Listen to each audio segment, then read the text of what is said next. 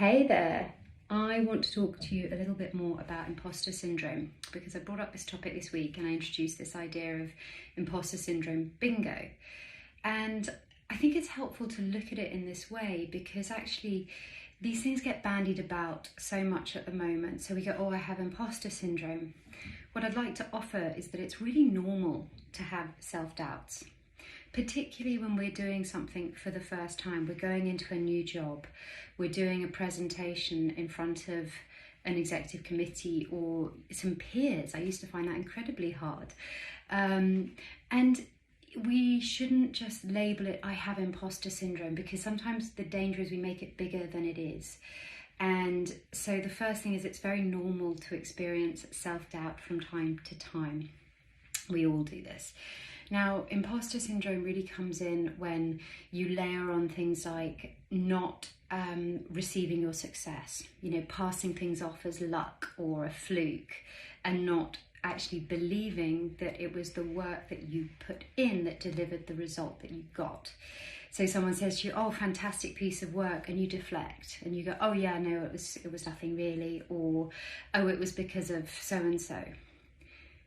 You're doing yourself a disservice when you do that. I know we think it's good to be humble, but actually what you want to be able to do is say, oh, great, thank you. And take a moment to reflect, yeah, actually, I'm really proud of that. I did put a lot of work into it. So this idea of feeling like a fraud, and this is a big one. And I think that, I don't know when it comes in, and I'm sure there are various studies that can enlighten us, but the main thing with that is we need to be mindful of our thoughts and our inner dialogue, because the fastest way to start to loosen that idea of being a fraud is to get a handle on your inner dialogue. So if you have a healthy inner dialogue, this will be you are able to talk to yourself almost like having an inner coach, just going, okay, do you know what, Charlie, you left that a little bit last minute. You could have done that better. Next time, going to put the work in early, make sure that it's a bit more polished, okay?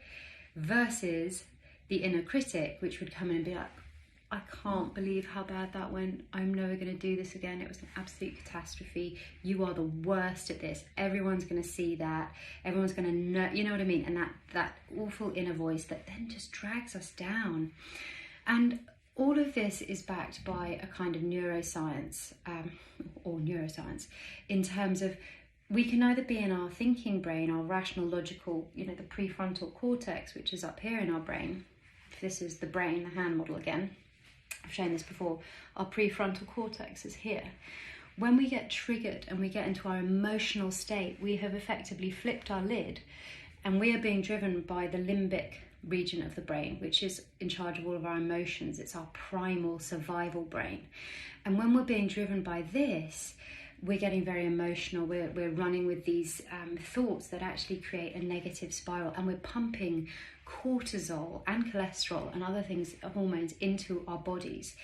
That's elevating our breathing, is taking the blood away from our brains. So our periphery vision actually shrinks by 30% when we're in a stress state, and our productivity and everything drops as well. So we need to shift from that inner critic voice. We can do this through deep breathing and meditation, but there's many other practices, but breath work is essential. Regulate your breathing, calm yourself down.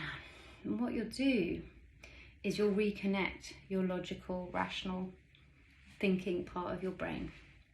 And actually, you'll be able to diffuse those really hot, uncomfortable emotions that tend to drive that feeling like a fraud. And it's really important that we actually do this work. And so there's lots of nice little techniques that we can use to help shift our imposter syndrome and to loosen it. But honestly, one of the most powerful ones is getting a handle on that nasty inner critic voice. So how can you shift from your inner critic to your inner coach? You can use that breathing technique that I've shared, but if you'd like some more tools, I do have 10 techniques to tame your inner critic, and I'm happy to share that with you. It's actually on the resources section of my website. Have a great day.